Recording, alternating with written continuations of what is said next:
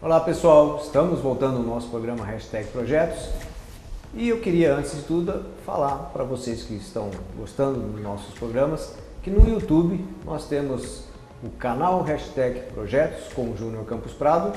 Lá você pode encontrar esse mais de 100 programas que nós já fizemos.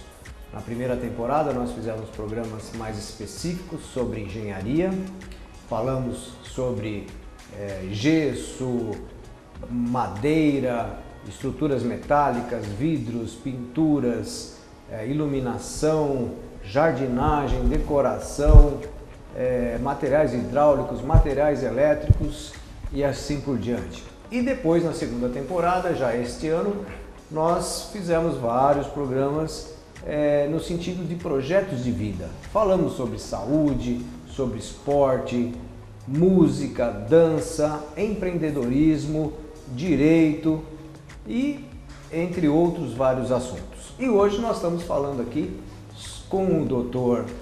Jorge Prado Neto, que é oftalmologista, falando sobre os cuidados, a saúde dos nossos olhos. Dr. Jorge, então voltando aqui, vamos falar um pouquinho sobre o glaucoma. Ótimo. O que seria o glaucoma? Bom, o glaucoma é uma doença que há muito tempo a gente sempre falou da pressão no olho, mas é uma alteração do nervo óptico, na verdade, em que a pessoa vai tendo uma degeneração, uma lesão do nervo óptico ao longo da vida, tá? E o principal fator de risco é a pressão do olho elevada e a idade avançada, tá? Essas pessoas começam a...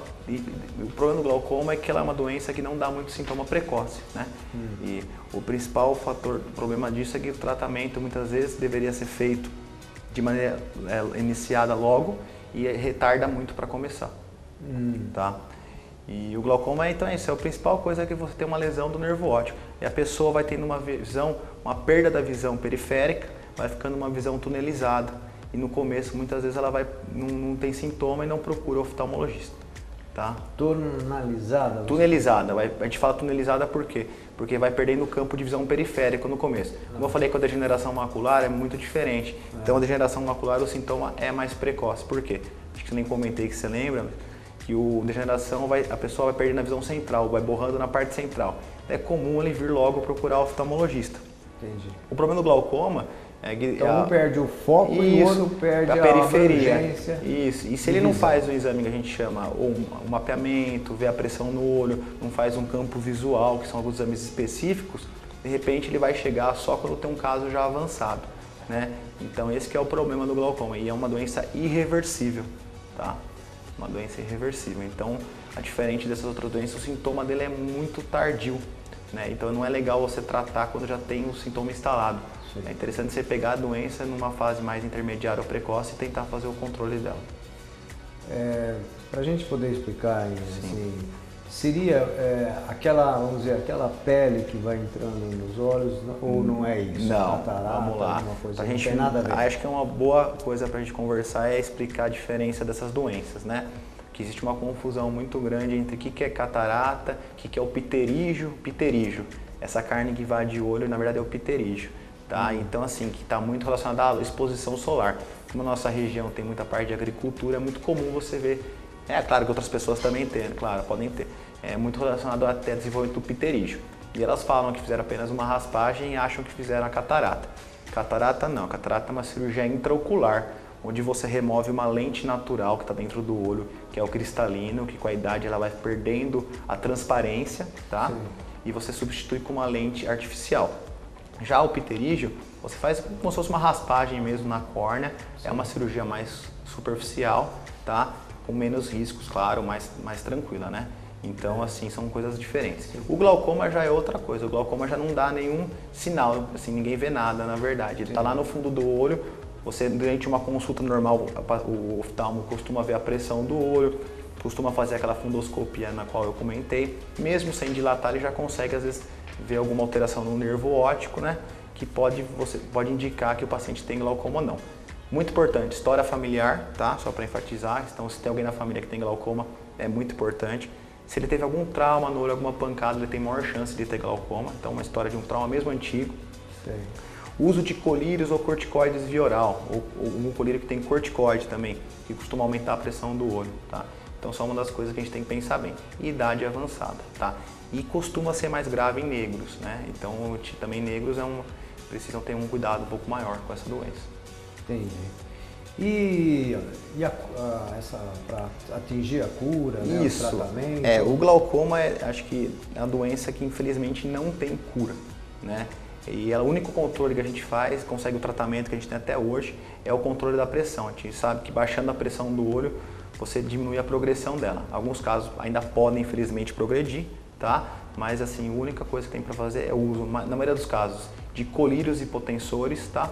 Você usa esses colírios para baixar a pressão do olho. Em alguns outros casos mais extremos, você faz alguma cirurgia. São cirurgias, mas aí são casos um pouco mais raros que você faz uma cirurgia para baixar a pressão do olho. De modo geral, o tratamento é o uso de colírios de rotina, todo do dia, né? E você vê sempre a pressão do olho e de repente você associa mais que um colírio. Em alguns casos, o paciente usa 1, 2, 3, até 4 classes de colírio para tentar baixar a pressão do olho e não deixar isso progredir. E tem casos que acontece de ser necessário cirurgias, por exemplo? Sim, quando esses colírios não conseguem baixar a pressão a níveis satisfatórios, que dependendo do caso você coloca mais ou menos uma pressão no olho-alvo e se está passando daquilo você pode indicar uma cirurgia. São as cirurgias filtrantes, né? São hoje vários tipos, tem cirurgias mais modernas, que você faz uma cirurgia para a pressão do olho abaixar. Mas a grande maioria responde aos colírios, que eles também evoluíram muito, são colírios modernos, costumam estabilizar a doença razoavelmente bem. Que é principalmente abaixando a pressão. A única forma de tratar a doença é abaixando a pressão do olho, que a gente tem hoje, assim, claramente, né, para fazer pelos pacientes. Então você passa o colírio para baixar a pressão do olho do paciente e abaixando a pressão, a gente faz ela estacionar, outras vezes, pelo menos progredir mais devagar, né, mas não volta aquilo que perdeu. Esse que é o grande problema, né? Aquilo que o paciente com glaucoma, aquilo que ele perde de visão, aquilo que o nervo, tem aquela lesão do nervo, não retorna mais. Então é irreversível a perda que ele tem. E devido a essa pressão, sente dores, sente algo que Isso é muito pulsa? importante, é muito importante essa pergunta, porque eu acho que aí é saber, às vezes é igual pressão no corpo, as pessoas às vezes ficam esperando sentir alguma coisa, e nem sempre isso é fiel. Né? Então assim, a pressão no olho, em alguns casos de glaucoma agudo, que é um caso bem mais raro, a pessoa tem uma dor muito forte no olho e leva ela imediatamente ao oftalmo. Mas o glaucoma de ângulo aberto, que a gente fala é o glaucoma mais comum, muitos deles não tem nada, sintoma nenhum. E muitos chegam achando de repente tem uma catarata, você vai examinar e vê que é um glaucoma avançado, que ele perdeu totalmente a visão e não tem mais o que fazer. Então não é a gente ficar esperando ter dor no olho, não é um sintoma bom para falar se tem glaucoma ou não. Até porque às vezes a falta de um óculos ou alguma outra coisa pode dar uma dor no olho e não necessariamente a pressão. Então, glaucoma e dor no olho não é tão ligado assim. Uma pressão muito alta pode dar dor, claro. Mas tem muita gente que tem glaucoma a vida inteira e não tem dor no olho nenhuma, pela pressão um pouquinho alta. E a cor, vamos dizer, deixa os olhos vermelhos, né? Ou um branco dos Também olhos? não, também não.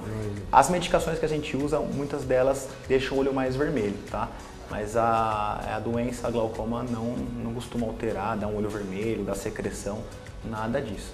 Né? Se ocorrer isso, são outras coisas. Às vezes pode ser uma conjuntivite, uma irritação por olho seco, uma blefarite, que é uma outra doença que inflama as pálpebras, que o paciente tem que fazer higiene palpebral, tá? Mas o glaucoma é uma doença silenciosa, né? Uma doença que vai tendo uma lesão do nervo silenciosa e esses pacientes, muitas vezes, isso é o problema que a gente está tentando falar, que ela evolui e ele chega com sintoma numa fase final, a não ser que em algum momento tenha sido visto isso de maneira mais precoce.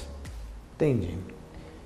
Tem mais alguma coisa sobre o glaucoma? Senão nós vamos falar agora sobre o deslocamento de retina. Eu acho que a gente conseguiu falar o principal, né? Claro que as dúvidas surgem sempre, né? Sim. São temas bem específicos. Com certeza, aqueles que estão nos assistindo poderão depois mandar perguntas e tal.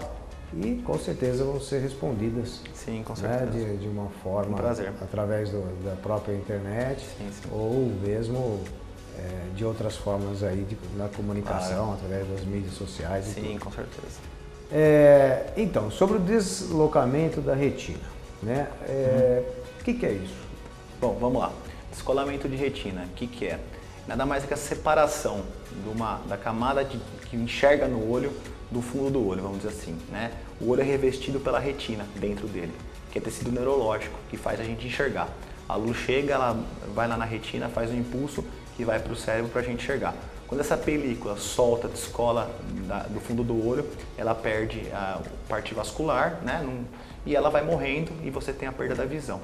Então é uma doença grave, né? De uma lesão de um tecido neurológico, que toda vez que acontece você acaba tendo alguma sequela, né? Quando ela pega só a parte periférica, a sequela será apenas na visão periférica, às vezes não é tão importante. Toda vez que ela atinge a parte central da visão, onde você tem uma queda da visão central, que pega aquela mácula, aquela região que eu falei, que é a região principal, que a degeneração também atinge, o paciente costuma ter uma sequela mais grave, né? Então essa doença é uma separação de uma camada do tecido neurológico, tá? Que reveste o olho por dentro, que faz a parte mais importante, a nobre, que faz a gente enxergar, tá? Quase um acabamento porque os olhos a gente sabe, ou através de cursos, né, de ensino fundamental, ensino médio, né? Foi as últimas vezes que eu vi alguma coisa sobre ótica. Sim. A gente sabe que a gente tem uma visão invertida, né? A gente viu que as lentes elas refletem e aí a nossa mente, como você disse, ela interpreta aquilo, né? Ela traduz aquilo naquilo que a gente realmente vê, vamos dizer assim.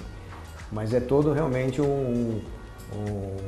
uma física, né, vamos dizer assim, natural que nós temos, que nada mais é que a física que é feita em lunetas, né, em telescópio, tem tudo a ver com essa forma de enxergar, né? E aí, isso tudo, como você falou, essa situação do deslocamento da retina, ela tem a ver com já esse lado mesmo da formação da imagem. Isso, ela é um prolongamento do cérebro dentro do olho, são células nervosas que estão dentro do olho, ali, neurônios, tá, a verdade, que eles estão ali para interpretar aquele impulso que chega da luz, né, que o cristalino que eu falei foca lá na retina, né, com a córnea junto, vão focar na retina a imagem, e ela que vai ter essa habilidade dessa imagem levar o impulso para o cérebro para ser interpretado no córtex occipital, que é o córtex da visão, fica aqui na parte posterior, né? Então ela é um tecido muito delicado, com algumas camadas lá, que se houver um descolamento dela, uma lesão dela, acaba tendo um comprometimento visual importante, né? Tá. E isso pode surgir de uma hora para outra? Isso. Existem, claro, algumas pessoas que têm maior predisposição, né? Eu acho que é importante a gente enfatizar aqui quem que pode ter mais descolamento de retina. Principalmente são míopes ou ex-míopes, tá? Então, às vezes, uma pessoa que tinha 4, 5 graus de miopia, mesmo que ela tenha operado da miopia, se livrado do óculos, ela continua tendo maior predisposição. Todos aqueles que tiveram algum trauma no olho também, né? Pessoas que têm o hábito muito de acossar, apertar o olho, têm maior predisposição. E a partir dos 40, 50 anos de idade é uma idade muito importante, porque nessa idade que a gente tem outra coisa que acontece, que é o descolamento do vítreo, né? Nem todo mundo é sintomático isso, mas é quando o gel do olho ele começa às vezes a soltar, que é o vítreo que está dentro do olho, e às vezes ele pode puxar a retina e causar uma rotura, um rasgo, né? E esse rasgo pode propiciar um descolamento se entrar líquido embaixo dele, né? Então, assim, essa idade é uma idade importante, mas pode acontecer em todas as idades. E a gente sempre enfatiza quem é míope ou teve alguma pancada no olho, mas pode mesmo assim acontecer em qualquer pessoa. A incidência não é tão alta, mas ela é uma doença que tem que ser tratada de forma precoce para você conseguir reverter, né, estacionar. Tá? Sim. E vamos dizer, existe uma situação em que quando que a pessoa é mais afetada por essa doença, por essa situação? A situação mais afetada que eu falei é a questão principalmente do trauma no olho e o míope. O míope a partir de 6 graus, que é o alto míope, tá?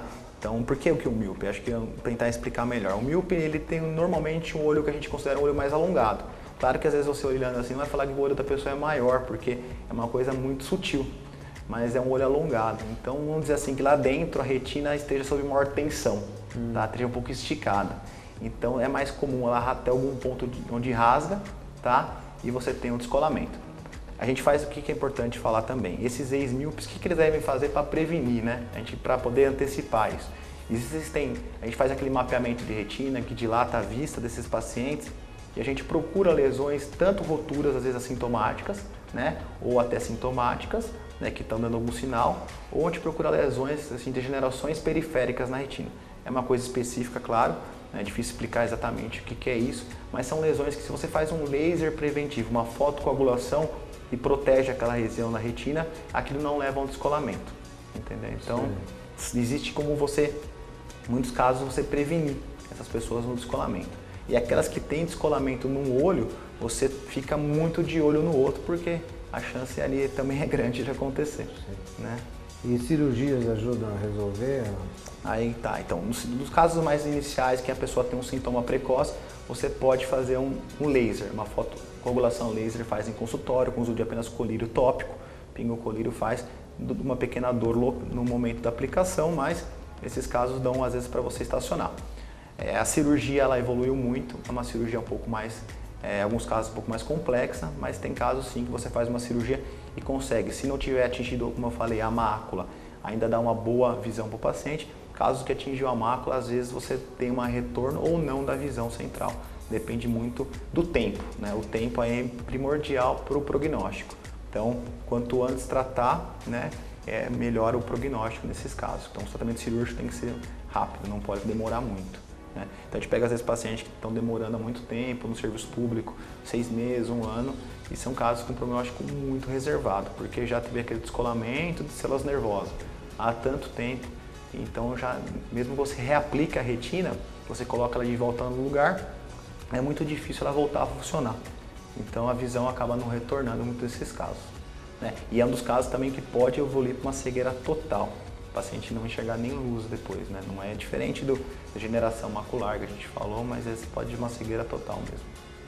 Que bom, poxa, tem muita coisa muita aí, coisa né? a falar. Imagina, às vezes falando. Que as coisas são mais simples, mas realmente Sim. A gente percebe que com a evolução os estudos foram percebendo essa variedade, né, de situações onde vocês, especialistas, procuram, né, na verdade, identificar e resolver, né, ou pelo menos tentar ajudar, né, o paciente da melhor forma possível. Nós estamos terminando agora o segundo bloco, daqui a pouco nós vamos voltar com assuntos mais assim, de coisas populares que a gente ouve falar.